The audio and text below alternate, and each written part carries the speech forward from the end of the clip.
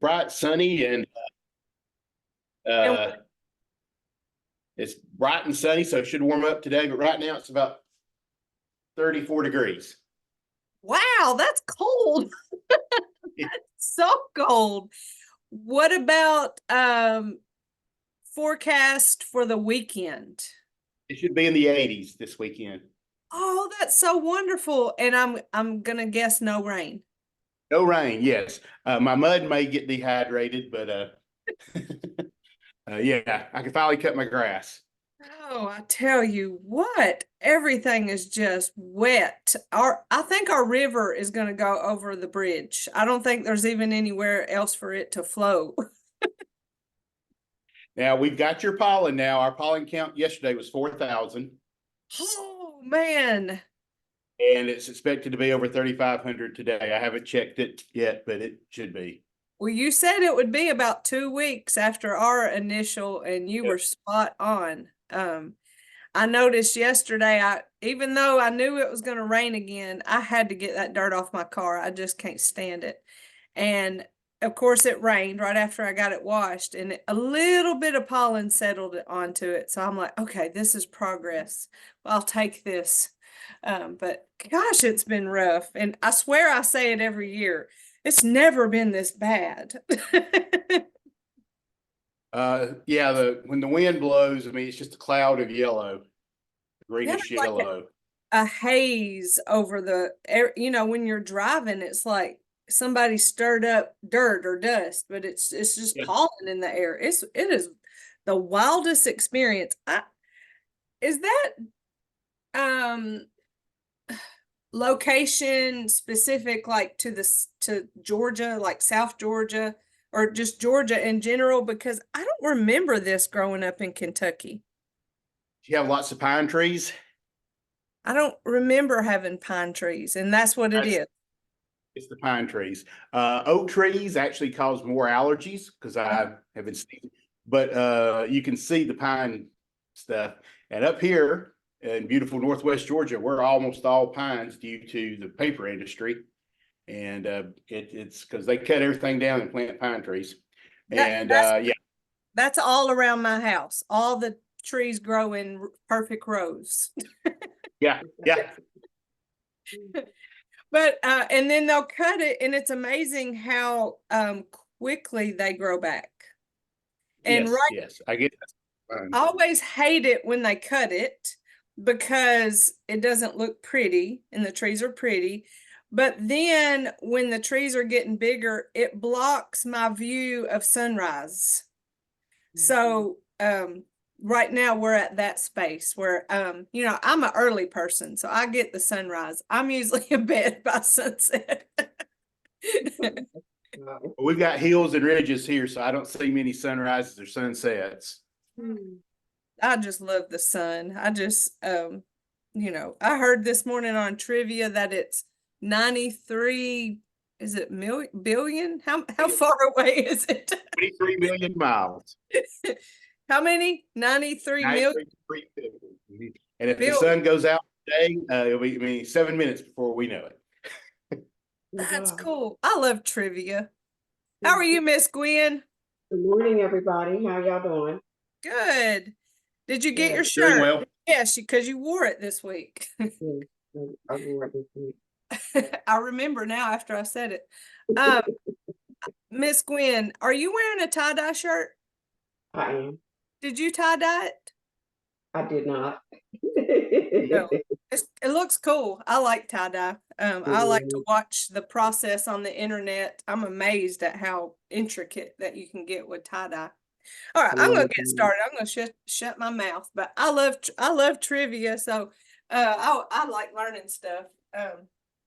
So any trivia y'all can share with me. Oh, before you say it, Lance, I'm gonna spotlight myself. Look at me.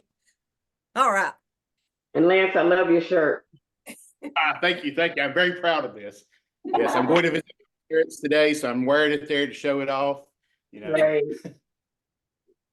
Well, I have offered it up to all the people in the state that if they want to copy my idea, they can feel free to copy it. And then when we get the new shirt, they're going to want to copy it too. because it's just going to be cool. I just love the step, shift, follow step. Yeah. I like a shirt that kind of inspires, you know, curiosity. So when somebody sees it, it has them ask questions. Hopefully, you're open to answering those if it does. But there was a shirt one time that somebody made for us that said like, ask me about whatever it was program. And I was like, I'm not giving this shirt out because I'm not making my people answer questions about it. Like I didn't like that, but that's just me. So anywho, I didn't get my weather report. We have sun. You can maybe see from the window, and the blinds are even closed. That's how sunny it is outside. And we're expected to have sunny all weekend too. So our mud can maybe get a little dehydrated. I hope that sun gets busy and gets to work. There is just mud everywhere. And I live on a dirt road. I'm sure I told y'all that. And it is just a mess. So. All right. You was speaking that you love trivia, and I was just reading something not too long ago before I came in here. Okay. And it was saying there were 30 cows in a field, 28 chickens. How many did the cows eat? How many of the cows ate? How many of the chickens did the cows eat? Oh gosh, say it again. There were 30 cows in the field, 30 cows. 28 chickens. How many chickens did the cows eat? 20? Lance, you want to take a stab at it? I have no clue. I have no clue.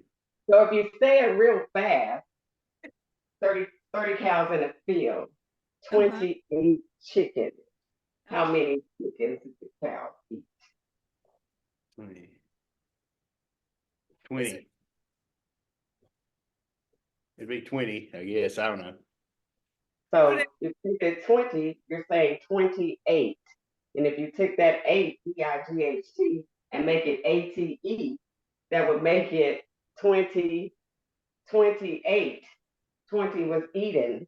So it's 30 minus 20 equals 10. Oh, good Lord. That's pure trickery, Gwen. That was how they did it. And it took me the longest to kind of dawn on what they were saying, because I kept saying 28. And then I said, oh, 8 as in eating. So 20 of them.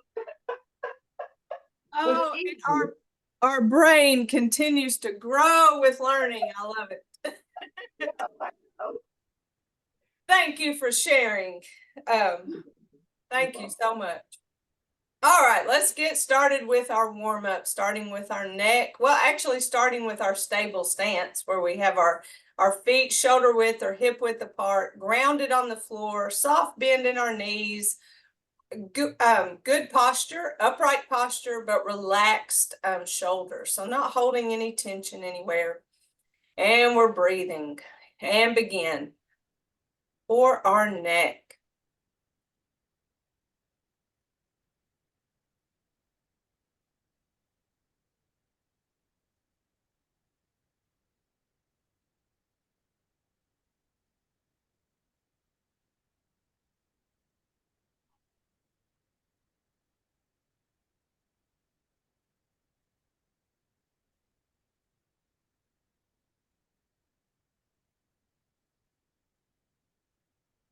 I decide. Do y'all think about this move every time you look back when you're backing up in your car? Because I do. Yeah. And I have to back up every day. We're trying to teach my daughter about driving, and This is one of the things, like not to just rely on your camera or even your mirrors, that sometimes you have to use your own body and head. Oh, yeah. The generation of technology probably struggles a little more than people that didn't have it when we learned to drive.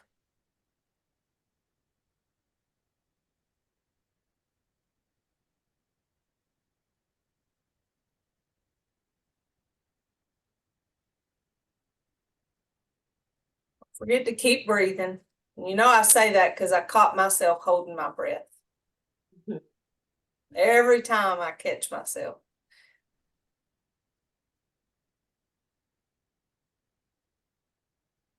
You know, our brains are kind of like a radio station where we only kind of can properly tune in to one thing at the time.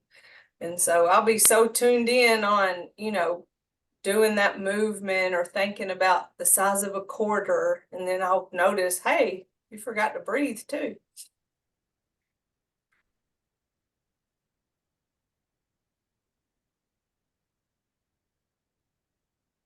And that's why those words that of affirmation, if you want to call them, that go with our breathing can help keep our mind focused on that.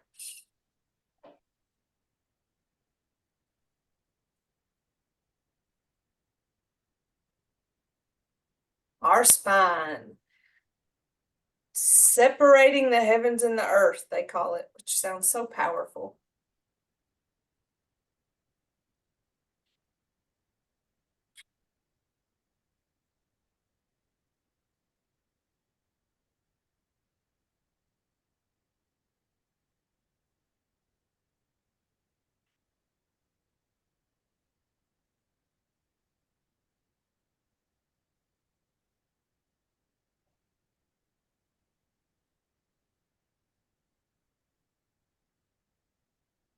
Side to side.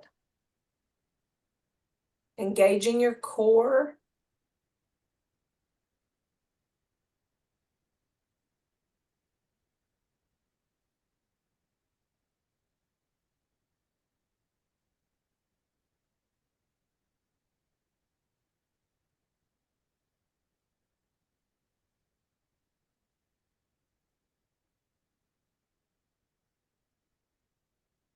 Lower body for our hips.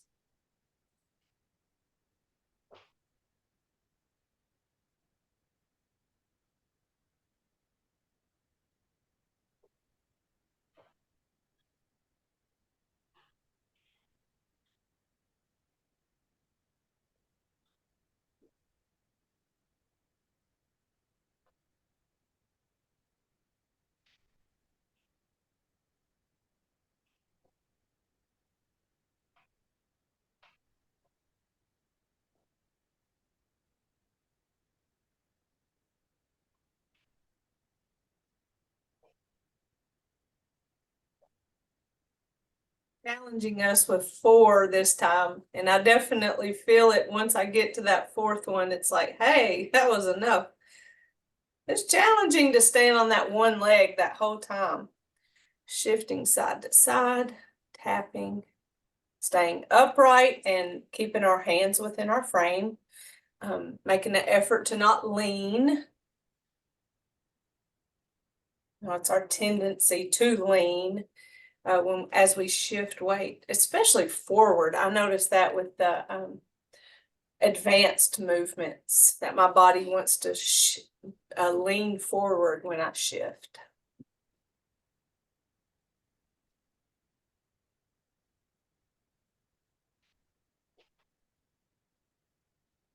For our knees, tapping out, keeping that upright posture.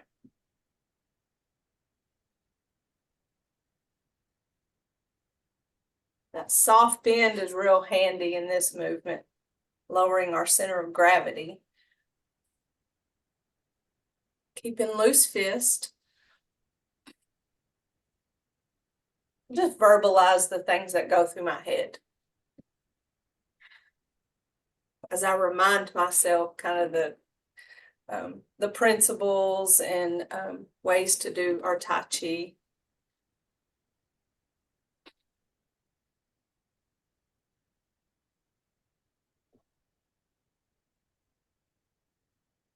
All right, let's step forward, shift, step, keeping both feet flat on the floor. It's a small step, and not all of the weight is shifted. You still have a little weight on that back foot.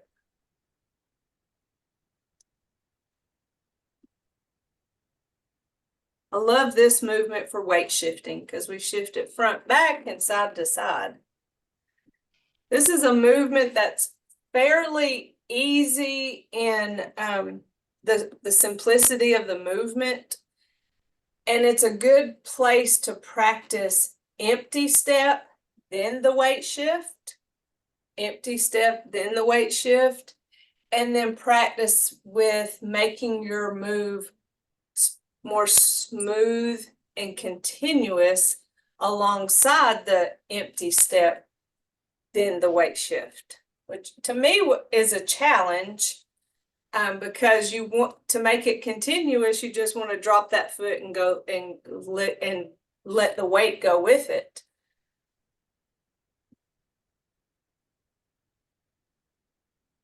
So if you can get here and really practice that continuous movement with the empty step and weight shift, it'll help you get better with your advanced movement specifically because we do that front and back shift.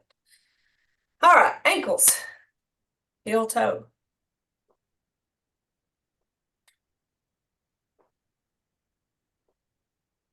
I'm currently victim to a group text, and my Fitbit is losing its mind.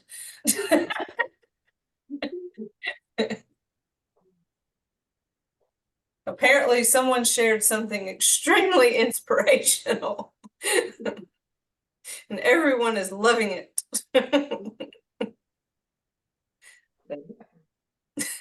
I'm going to think of this as a fist massage time with all the vibrating that's happening. And hope that nothing real important comes through because I'll miss it.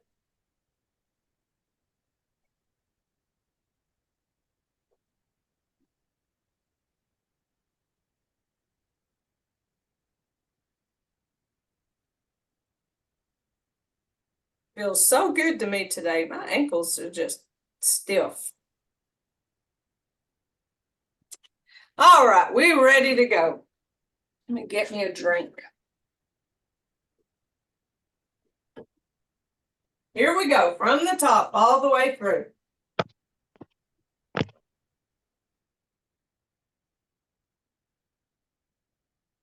And commence.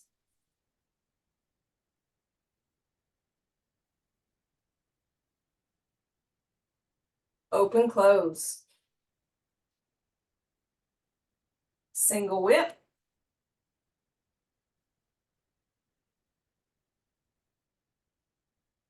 Waving hands in clouds.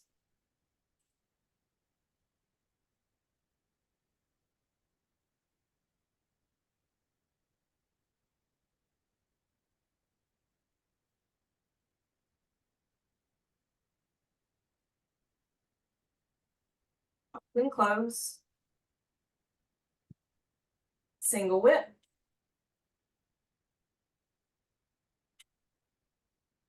Waving hands in clouds.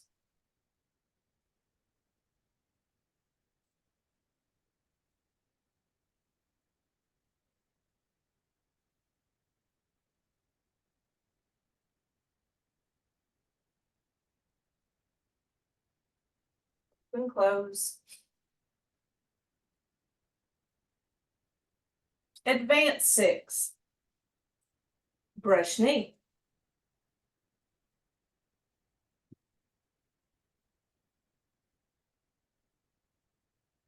Play the loop. Harry punch.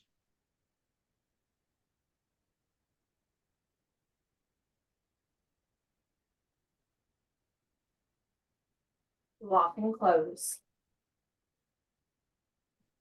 Push the tiger. Open, close. Brush knee.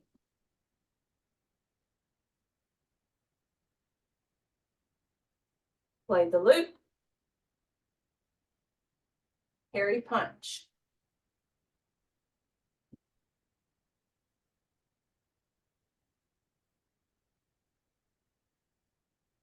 Lock and close. Push the tiger. Open, close. Close it out. I'm respectfully taking this watch off. It will not play the buzzer. Oh, y'all know I struggle with focus so bad. Probably why Tai Chi is so good for me to practice that intentional focusing. Especially when we go through our principles. And so I loved going through our movements last week with the principles in mind.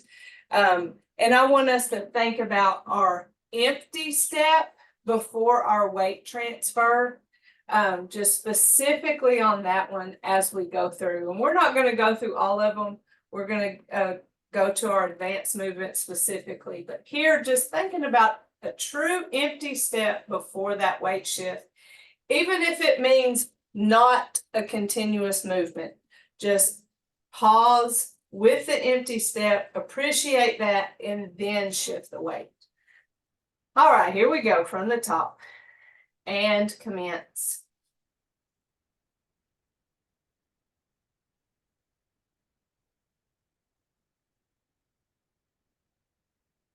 Open, close. Single whip.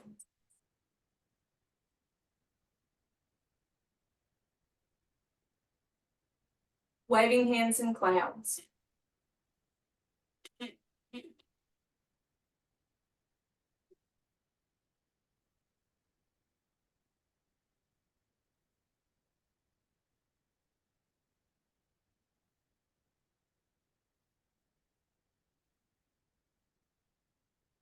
Open, close. Single whip.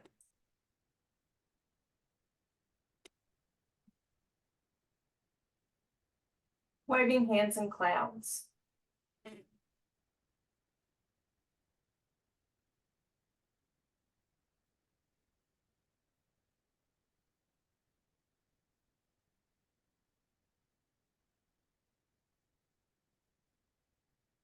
Open, close.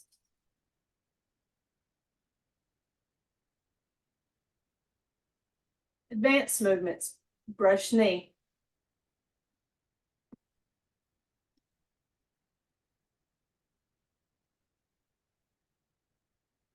Play the loop. Hairy punch.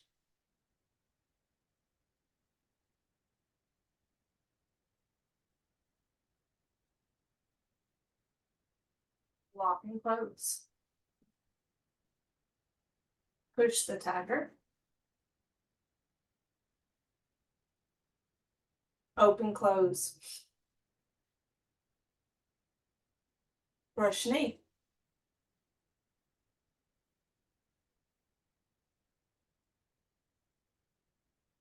Play the loop.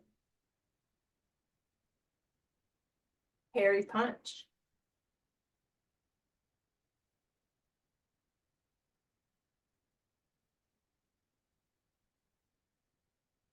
Lock and close. Push the tiger. Open, close. Close it out. So taking off that watch is props to being a self-manager. And so I don't know if y'all have ever participated in any of the self-management programs that the AAAs offer, like chronic disease self-management, diabetes self-management, maybe even Matter of Balance has that I know when I do the Aging Mastery Program, AMP, I kind of borrowed that from CDSMP, but I know this is outside of Tai Chi, but this is just one of those life things, and y'all probably know it, but it's a good reminder. And I thought about that as I was doing that Tai Chi. I was like, oh, okay, good. I can focus on what I'm doing and I don't have to worry about all that buzzing. And I made that conscious choice to just remove the what was distracting me. So whenever you have certain things that you want to accomplish, of course, you set goals. And so you want to set realistic goals. And if you want to run a marathon, or let's back up. If you would like to run a mile, you would break that down into realistic parts. So I'm going to run for 30 seconds. You know, you start small, or I want to run a little bit every single day. You're not going to say, I'm going to run a mile every single day when you first start. You want to break it down and have choose things that are manageable. And also, you wouldn't say something like, I'm going to do it every single day, because then you set yourself up for failure. So like if you wanted to said, I'm going to run every single day, but you ended up running 5 days, then you were a failure. So whenever you make your goals, set those goals for not every single day. So I'm going to do it 3 days. You end up doing it 5, then you surpassed your goal. And also making your goal something that you want to do versus something someone told you that you should do or told you that you have to do. And then the whole test of how confident am I that I can accomplish this goal on a scale of 1 to 10. If you're not at least a 7, then you might want to revisit your goal. And so those are setting goals in terms of being a self-manager. Sometimes I have to set goals for my focus issues and things that I can do to help with those and pay attention to them. So anyway, that's a side note of goal setting. Have y'all done CDSMP or any of those programs? No. Okay. No. They're really so good and make you think about setting goals for yourself. All right, let's focus on it. It's CDSMP. It stands for Chronic Disease Self-Management Program. And the other one is DSMP, Diabetes Self-Management Program. And the whole, I forget how many weeks it is, but the whole time you set those goals for yourself. You may have a big goal in mind and you break it up into baby steps, or, you know, you do it any which way you want. But the whole program is on goal setting and being a self-manager and coming up with your own goals and figuring out ways that you can accomplish those baby steps, as I forget who called it that years ago, but baby steps to accomplishing things. I don't know who offers it anymore. It's been a long time ago. All right, y'all. Advanced 6. Let's practice our advanced 6 going both ways, and then we'll dive into our part 2. I got to make sure I'm doing good on time. All right, so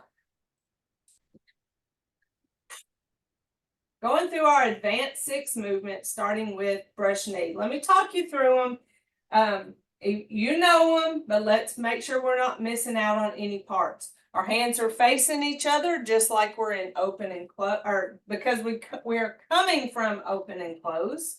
Remember that we keep a little room for our armpits to breathe. That's part of keeping open song joints. It's easy to think about our elbows and knees having that soft bend and never locking our joints even when we go out. And when we're standing, you know, we have that soft bend.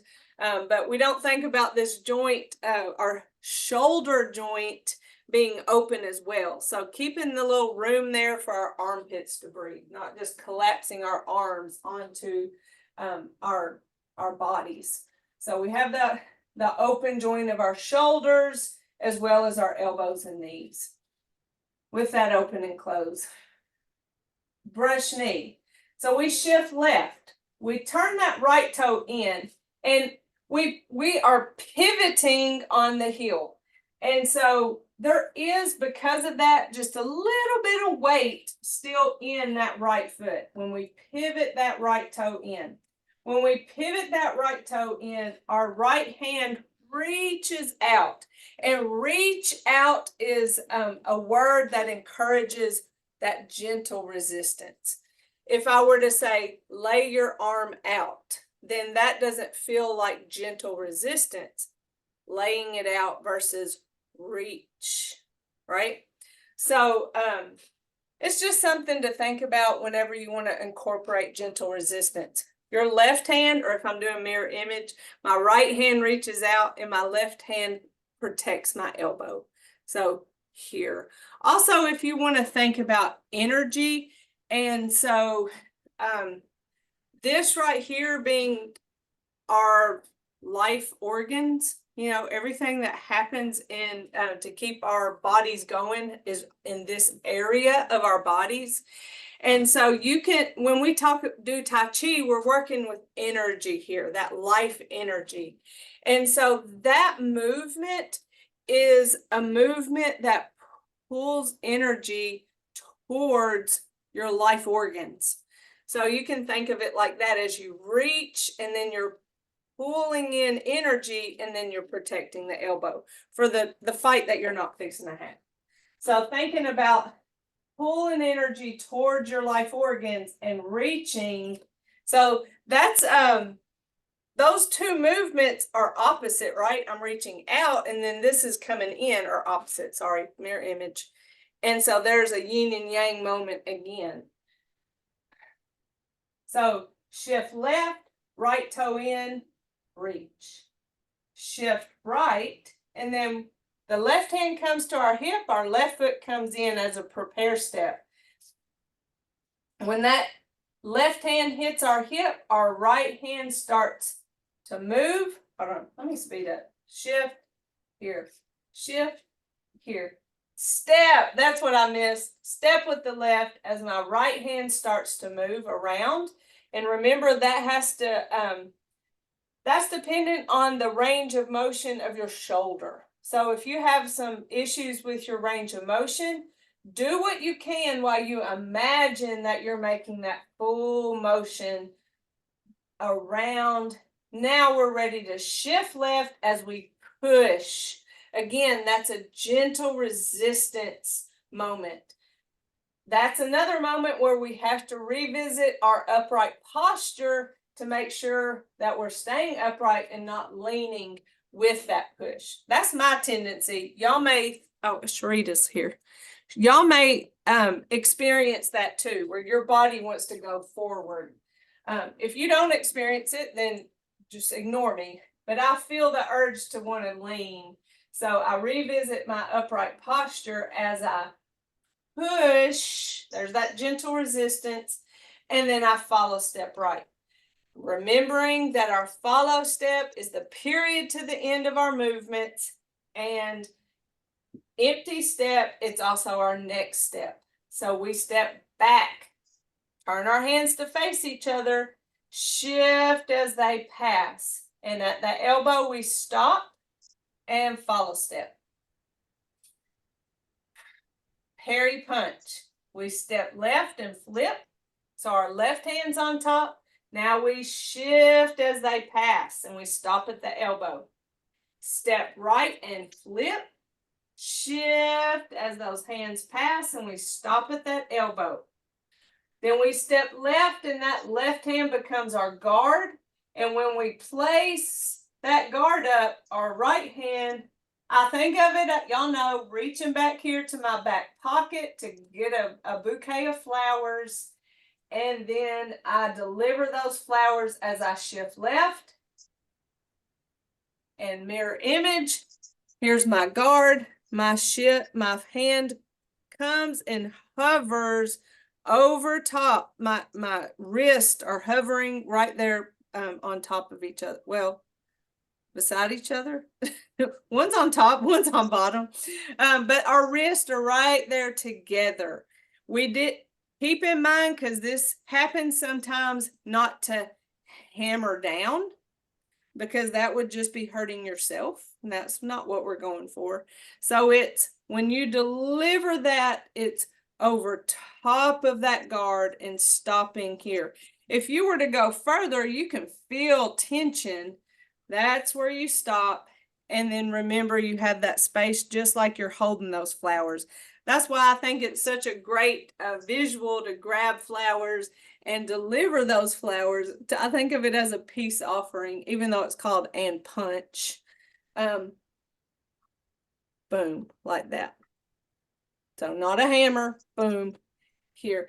And that's also one of those, what is the range of motion of my shoulder? Probably your spine too, because when you reach back, of course, you're engaging your spine, shoulders, as you bring that arm back and around to deliver.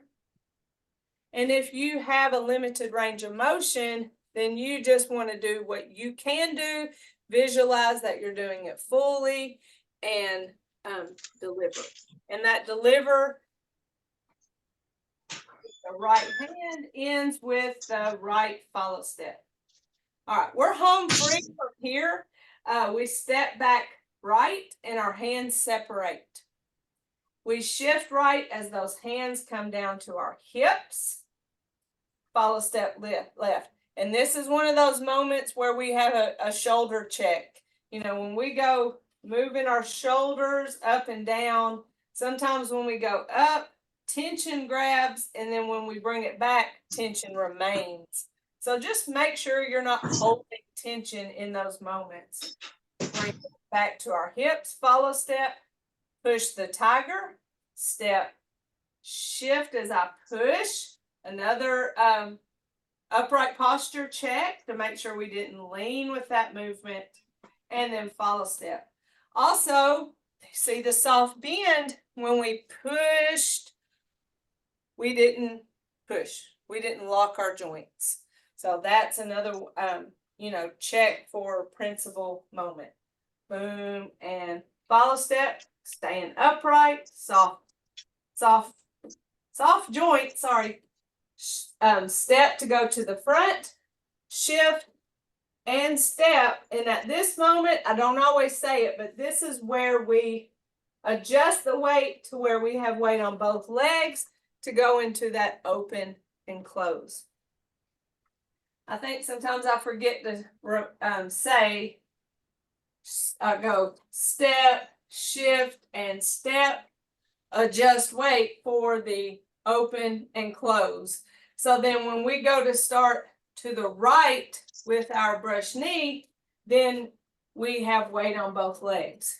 To start brush knee to the right, shift right, left toe in and reach, shift left, separate, prepare, step right, bring this left around, shift as I push, and follow step left. So now we've made that turn. Play the lute. Where's our weight? Right leg. Our left will step back as we turn our hands to face inward to pass each other. Shift as they pass, and when I get to that elbow, follow step. Parry punch. Step and flip. Shift and parry. That elbow is our stopping point. Step and flip, shift as those hands pass, our stopping points, that elbow. Step and guard, reach back, get our flowers, shift, deliver, follow step. Home free, block and close, step back left, open hands, shift as they come to our hips, follow step right. Push the tiger, step right, shift as I push, follow step left, now to the front, step left, shift and right, adjust the weight, hands face, open and close. So that's just a little specifically what's happening with our with the movement breakdown, as it reminds us that maybe we're skipping something or rushing through. Just always a good reminder to come back to basics. So let's practice those. I gotta start over here. Coming from open and close, brush knee.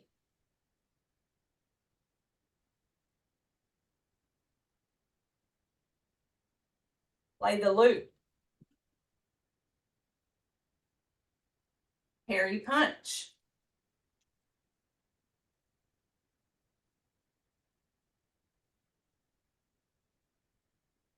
Lock and close. Push the tiger.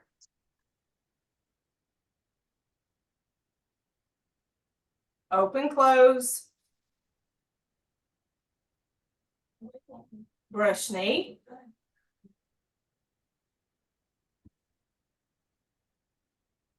Play the loop. Parry punch.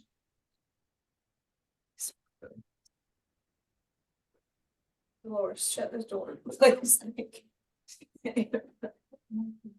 Lock and close. Push the tiger to the front. Open, close.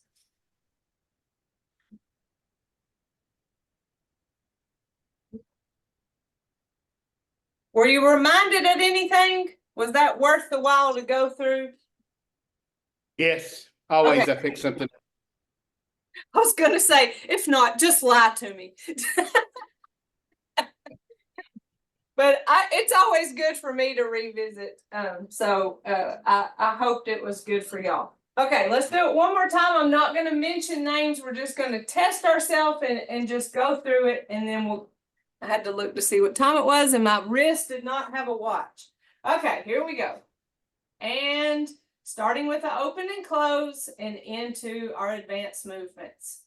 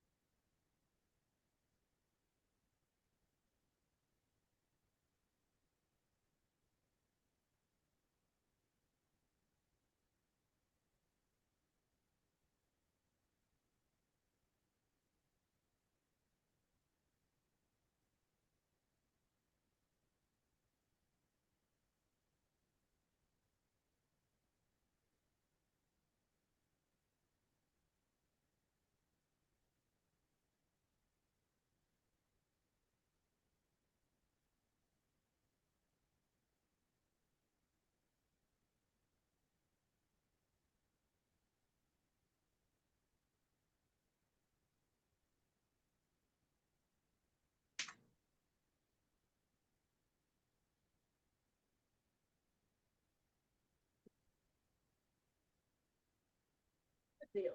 I like it. I like getting lost in the movements. All right, part 2 starts with brush knee. Brush knee to the right. And brush knee, shift right, left toe in and reach. Shift left, separate, prepare, step right, bring the left around, shift as I push and follow step. We're not going to play the loop, even though your body probably wanted to. We are leisurely tying the coat. And in part 2, we leisurely tie the coat 4 times. So this is a movement to learn. We step back left and our left hand comes with us to our hip. At the same time, we karate chop right. We shift to our left foot, bringing our right hand to our belt buckles. And follow step right. 3 fingers go on our wrist. Our 3 left fingers go on our right wrist. And we zip it up. Step right. Shift as I offer this pie. Follow step left. Again, a tendency to want to lean forward, but I stay upright. Step back left, shift left, and that popped my right toe up. Now I'm going to bring this pie around, and my right toe is going to follow that motion if I'm comfortable.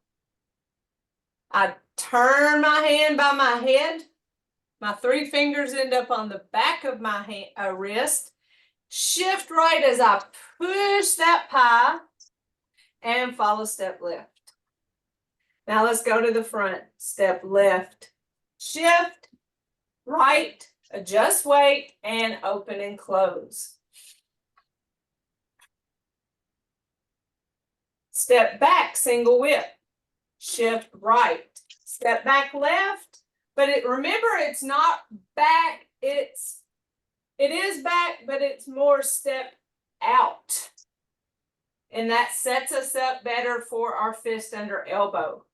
So now we push our hands away from us, just like our single whip in our basic 6. Turn our hands and separate. Our eyes follow our right hand, which is the opposite of the foot that stepped. And that's the rule in our single whips, whether we step back or step forward. Fist under elbow. We shift left. We turn our right. We pivot that right toe or right foot on the heel, and our right hand comes down to our hip with the pivot. Now we shift right, and when we shift right, we pivot our left foot on the heel. On the ball, on the ball. So now both of our feet are facing this way, which would be technically facing the left. Our hand, of course, is down here at our hip whenever we move that right foot. The right hand came to our hip. This left hand just went along for the ride. So you never have to do, you don't have to do anything to that left hand up to that point. It's just going along for the ride. Hold on, let me get back in position here. So there and here. So my hand's facing the left wall, and it just got there by default. I didn't move it there. But we want this left hand to end the movement facing the front. And so that may happen when you step left, or it may happen as you shift left after you step. So you step left and shift left, and then the right hand makes a fist and comes here. So it looks like shift and then fist under elbow. That's the end move. Noting that it's not actually under your elbow, it's a plane. So it's step, shift, fist under elbow. All right, let's go back to single whip. Step back, single whip. Keeping in mind that it's not a back. It is back, but it's more wide. And that just sets up your fist under elbow to be more successful because your feet don't get so tangled up. You're giving yourself more room to move. So step back, single whip, push, turn, separate, following that right hand. So right now we have weight on both legs, right? So we shift left, turn that right foot on the heel, and the right hand comes down to our hip. Now we shift right, and we pivot the left foot on the ball. So now we're facing this way. It looks like this from the front. Where's our weight?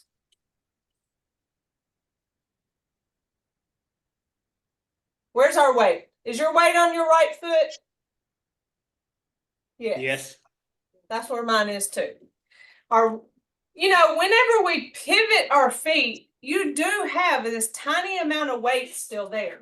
So that's kind of why that was a confusing question. I was honestly a little bit confused myself. But but About 80-20. I had to do, About, yeah, I had to do it about again. 80-20.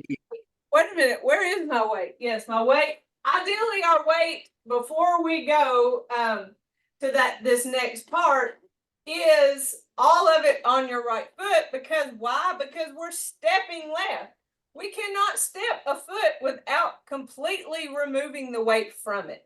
So in that moment when you pivoted the left foot, you may still have a little bit of weight there. So then remove the weight all to your right foot so you can step left, shift, then follow step right.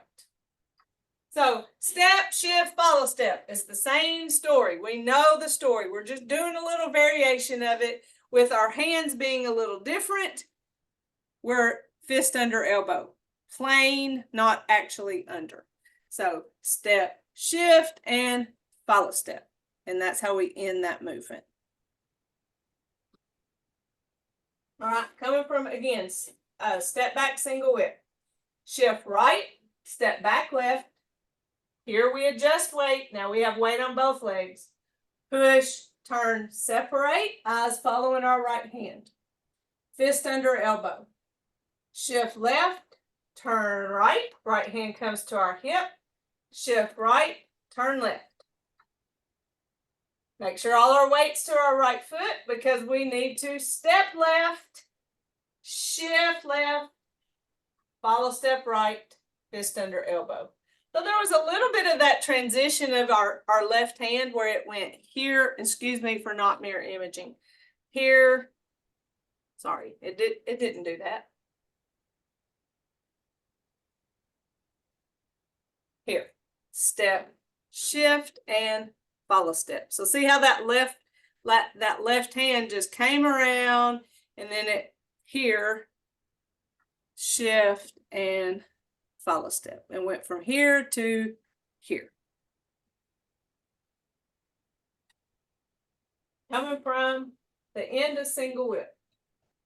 Shift left, turn right. Shift right, turn left. Step left, shift, follow step right. There may be, you may need to do a little bit of practice with your step back. How far back, how far wide, what's going to feel the most comfortable for your transitioning move in fist under elbow. Playing around with that space. I feel like I'm still playing around with that space here. And sometimes I feel like I'm relying on the strength of my legs and not so much that I'm in the most stable stance. So, you know, I have some work to do there. So no worries. I mean, what else am I going to do? I just can continue to work on that and what feels most stable. I know it is step back a little bit wide and not too wide. Push, turn, separate. Shift left, turn right. Right hand comes to my hip. Shift right, turn left. Step left, shift, follow step. That's fist under elbow. All right, back to the top of part 2. Coming from open and close. Brush knee to the right. We know this one. Leisurely tie the coat. Step back left, karate chop right. Shift, follow step 3 fingers. Zip it up. Step right. Shift and offer. Follow step left. They don't want it. Step back left. Shift. The right foot pops up and follows this pie coming around. 3 fingers end up on the back of our hands. Shift right as we push. Follow step left to the front. Step left, shift, and right. Hands face, open, close. Step back, single whip. Shift right, step back left. Push, turn, separate. Eyes follow right hand. Fist under elbow. Shift left, turn right. Shift right, turn left. Step left, shift, and follow step. How'd you do? Terrible. It's okay. It's okay. You remember your very first time with Tai Chi, it felt just like this, didn't it? Yeah. It felt, it felt, I mean, this may feel a little bit worse, even though you got to a point where you felt good about part one, or you're feeling more confident with part one. This may feel a little worse. It may take us a little more time with practice because it's part two, right? So we are advancing. You know, we're not going to easier times of Tai Chi. We're going to way more complicated parts of Tai Chi. And you having the base and the practice and understanding of shift, step, shift, follow step, that empty step, really feeling and I'm going to say this, but I still get it wrong. Being able to naturally take a step and it be in that stable place. You know, the very first time you did it, you may have stepped too big. You may have stepped too close. You know, you may have stepped all over your own feet trying to turn. The more you practice, the more your body instinctually knows about how far to step. And these are new movements, but a lot of the things are so similar, right? Because what do? We step, shift, follow step. Step back, shift, follow step. I mean, we may step back and pop up that foot. You know, that's new. We've never done that before. We've never had our foot follow our hand before. So we're doing a little bit of new things, but our base movements, you know, we got this, and we can get it. So don't beat yourself up if you think, oh gosh, I'll never get it. Yes, we'll get it. We'll keep working on it. We'll keep practicing it and breaking it down, especially those more difficult movements. All right, let's do it one last time before we cool down. I say it's 9:58. All right. So I'm over here. So we start with brush knee to the right. And remember, there's no hurry. We don't have a due date. We don't have a day that we have to be finished by. You know, we have as long as we need and as we want to work on this. And brush knee. I promise y'all, I'm not going to test you. Leisurely tie the coat. Step back left, karate chop right. Shift to left, follow step right, 3 fingers. Zip it up. Step right, shift and offer that pie, follow step left. Step back left, shift, that right toe pops up, the right pie comes around, and shift right as we deliver that pie, follow step left. To the front, step left, shift and right, hands face, open and close. Step back, single whip, shift right, step back left, adjust weight, push, turn, separate, eyes follow our right hand. Shift left, turn right, shift right, turn left. Step left, shift, and follow step right. So right there, it's hard to say everything that we're doing. What's going on with our hands? What's going on with our weight shifting for that fist under elbow? But I really love that move where we pivot those feet, coming from step back single whip, where we shift, pivot, shift, pivot. So I want y'all to practice that pivot move. If you decide to practice this week. If you don't decide to practice this week, it's fine. We'll go over it next week. But just that pivot move, even if you don't want to do anything with your hands, I think it's easier to do things with your hands because it helps you practice doing it together. But pivot, shift, pivot. So going from facing this way, pivot, shift, pivot. that move. Because I think you can find yourself to be successful with that move. And then the front and the bottom, or front and end, front and back. I guess that would be the more appropriate pairing of words. The front of the movement and the back of the movement, the beginning and the end may be easier for you if you can successfully do that pivot, shift, pivot. Okay, that's not too big of an ask, is it? Shift, pivot, no. Pivot, shift, pivot. Pivot, shift, pivot. I'm just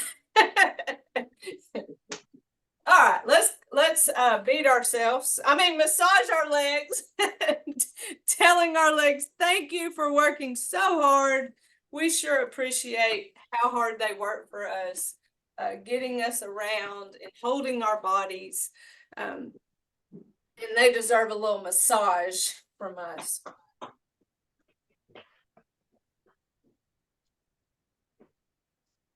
Now create tension and then let it go. We don't want to live in tension. We got to be aware of what it feels like so we know when it's there and then to let it go.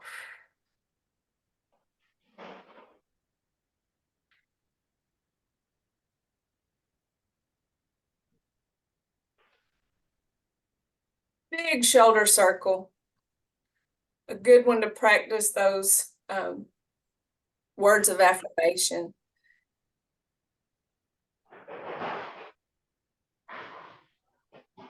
And you can make your shoulder circle small. It doesn't have to come up, and it doesn't have to be that big. It can be small like this. Especially if you have some issues with shoulders, shoulder immobility. One more. Mirror image, right fist. We make a fist that represents our strength. Our left hand, our fingers together, our friendship, our thumb in, our humility. We put those together, and in mutual respect, we say namaste. Thank you. Thank you. You're welcome. Lance, this does not apply to you, but Gwen and Sharita, I did not tell y'all Tuesday that I will not have class this Tuesday. Olivia is going to take her driver's license test, and Patrick Yay. went to Waynesboro. So I told her I would take off and go with her, and hopefully she'll pass, fingers crossed, and make my life just a little more easy, a little easier, but at the same time more stressful. I don't know how that. I can empathize. Yes, Yes, thank I you. can. So I forgot to tell y'all, but note that, and we'll be back on the 9th. Lance, I wanted to specifically tell you, but Gwen y'all and Sharita, y'all can hear this too. I went to a soccer game last night, and it was insanity. Like the energy of these players, the athleticism of these players, they never quit running. And that daggum ball, they would get down to one end of the field, and you think they're going to score, and then the other team just kicks it to the whole other end, and like it's like, golly, they just spent all this time and energy to get down there, and now it's all the way back there again. The average high school midfielder runs about 6 to 7 miles in a high school game. I believe it. I do. And a forward will run about 5, and a fullback will run about 4.5 to 5. I believe it. Also, let me just tell you the things that they do with their bodies. First of all, they will hit the ball with their head, which is crazy to me that they go jumping into the ball with their head, like somewhere in here. And then they do these weird, tricky things with their feet. And I mean, I don't even understand what they're doing, but it's so fancy. They're taking the ball from the other people. I mean, it's like a magic trick what they do with their feet. Oh my. Okay, so that is a baseball mom's description of soccer. That's pretty accurate. It was Gotta be- wild. It was wild. We left tired, Bye, Miss Gwen. Have a I great love weekend. y'all. Y'all have a Love great you week. too. All right. But anyway, I had to tell you, Lance, but I couldn't say it at the beginning of class because I knew I needed to get started. See, I'm a self-manager of my squirrel brain. Like, don't bring it up. Just wait till the end. But I enjoyed it. I really did. And then, I didn't tell about the cultural experience. I'm in the minority in terms of my language because the majority of people there are calling out Espanol words, and I don't know what they're saying. Was it a high school game or did you go see Tormenta? It was high school. Okay. But there's a professional team down that way called Tormenta. I think it may be in Statesboro, but I'm not sure where it's at, but they're pretty good. I'm writing this down because, I mean, we went because it was senior night, and we were there to support the seniors. But meanwhile, we had a great, and the girls played before, and then the boys played, and the girls was a lot slower paced. And when those boys came on the field, holy moly, it was like, it was so intense. After coaching women or girls for 37 years, I don't know if I could coach boys because it's my son plays. It is just so much faster. I don't know as a coach now that I could keep up with it. Well, Yeah. my Speaking question, you can tell me this. Is there a strategy to that game, or is it just like on the fly the whole time? Yes, there's a strategy. A lot of the formations and matchups, but it's a simple game. It's basically, I always tell my beginners, kick it to it. If it moves, kick it. If it don't move, kick it till it moves. Okay, that's fair. But there is a strategy. It's kind of like basketball on a bigger canvas with Yes, more it's people. much bigger. I mean, if you start watching it for a while, you start seeing the shifts and the screens and the runs. I gotcha. There's there. You But yeah, you have like the setups, kind of like in basketball, and I'm probably not using the right words, but yeah, okay. But anyway, I like to challenge my brain, and so I enjoy the strategy of baseball. It's that baseball is so much smarter than I am. I mean, just as soon as I think I have something figured out, I learn I don't know what I know. And then football's the same way. So that's why I was curious about soccer last night. I'm like, okay, so where's the strategy here? Like, I'm trying to find the game plans. Yeah, a lot of it's the formation and you play zone and all kinds of stuff. And a lot of it, you try to get matchups as the game goes on. You try to, okay, my forward can beat the left fullback. So we're going to switch him over to Gotcha. get that matchup. So you're reading the Airship. other team and how you can, Yeah. adjust to them. And anyway, it's a cool game. I know you'd appreciate me getting to go watch. And speaking of senior, my youngest is a senior, and it didn't hit me until we did senior night Wednesday night. Boy, the whole senior year's kind of went, and he's going to Georgia Southern and all this. But Wednesday night, when we walked out on that field, I was like, oh, damn, he's a senior. It's almost over. Yeah, and then you look around and you see your fellow senior parents that you've, grown up with, and you're like, oh my gosh, this is coming to an end. Football senior night didn't faze me a bit because I knew we had spring. I knew we had baseball. But baseball, because that ends in May and everything else does too. So my heart is with you. I know I mean, and they're just fine. It's all going to be just fine. It's all a new adventure and it's exciting in its own right. But there's something about high school coming to an end that is just like a symbolism of their childhood. Yeah. But if he's going to Georgia Southern, no, if he ever gets in a bind, we're very close to Georgia Southern. I mean, we're about 45 minutes to an hour away, but hey, closer than you. So if you ever got in a real bind, I can help you out. I appreciate that greatly. You're welcome. All right. Well, I reckon I will see y'all next Friday. But I hope y'all enjoy this beautiful weather this weekend, that we're finally getting a rain-free weekend. Yes. All right. I love y'all. I love you too. Love you. Happy Good Friday and happy Easter. Happy Easter. Easter. Bye-bye. Bye.